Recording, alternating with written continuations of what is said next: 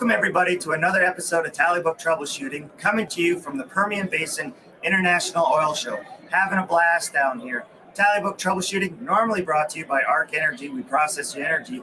But today, during the oil show, we have another sponsor, the Wireline Group. Big shout out to them. As a former Wireline guy, love the fact the Wireline Group is sponsoring the podcast party being featured here. We got podcasts from The Crude Life, Fossil Fuel Fridays, those guys. Go online, LinkedIn, YouTube, go check it out. Having a blast here, bringing you, up to the minute. We got a few that are recorded that we're uploading, but it isn't very long before we have another live one. We're only behind usually about half an hour. So go check it out. LinkedIn, we're everywhere. Another great guest today. Reached out to me, saw that we're broadcasting from the broadcast booth here in Ector County Coliseum, right here in my hometown, Odessa, Texas. Reached out, I was like, man, what do you got going? I'm like, hey, come on, check it out. So hopefully he's not a little too nervous. Hopefully we have a little bit of a good time. Tibor, GDS Corp, right? Yep. Got that right? It's on the hat. It was easy to identify for a guy like me. Yep. Give us the introduction. You're on LinkedIn, right? Okay. Yes, we are. If he's on LinkedIn, you should be on LinkedIn. Connect with him. Yeah. You accept all connections, right? Yes, I do. Give us the introduction, man. GDS Corp we're in the safety business, so we're in the gas and flame detection specifically to protect lives and protect assets, and basically that's the equipment that we manufacture and supply, and through either representatives or distributors to the oil and gas business. So that's our wheelhouse. That's where we don't do service work, we don't do installation, we're just a manufacturer, and that's what we supply. Where are you guys primarily in the Permian Basin? Are you in all basins? Are you international, U.S.? Where are you guys located? Short answer is yes. Excellent. I love those ambiguous ones. So the manufacturing facility is based out of League City, Texas. So we're a Texas manufacturer, but through representative distributors, we are pretty much all over the world and operate in almost probably all basins and all the oil and gas branches out there. With 2020 was rough for everybody. Looking like the oil prices is making our industry recover. Are you seeing the recovery, the calls coming in now that oil has reached where it's at that you'd like to, or do you think 2022 is where it's going to start happening? So the short answer is yes, we are seeing changes. The longer answer is that yes, last year was a long story short, a fiasco.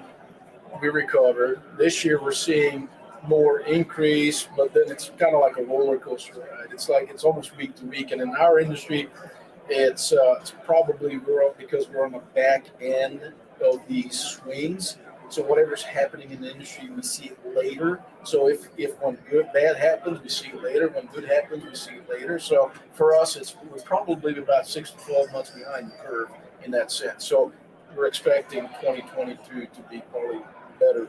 To be the year. Yes, that's what we're kind of hoping for here. I think midstream kind of areas like that are really going to see it. New budgets are coming in like end of the year. Usually most people have spent all their money, but now, prices are coming up. Maybe people are trying to get ahead of the curve.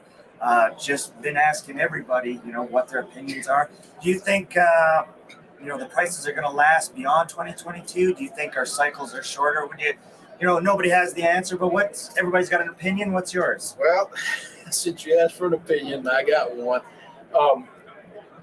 If I was to look at past trends, because you're looking at trends and data, anytime oil went up above 85 and continued to climb, it was a short stay, and then you had a cliff, or maybe not a cliff, but a definite decline after that. Drill, baby, drill always happens.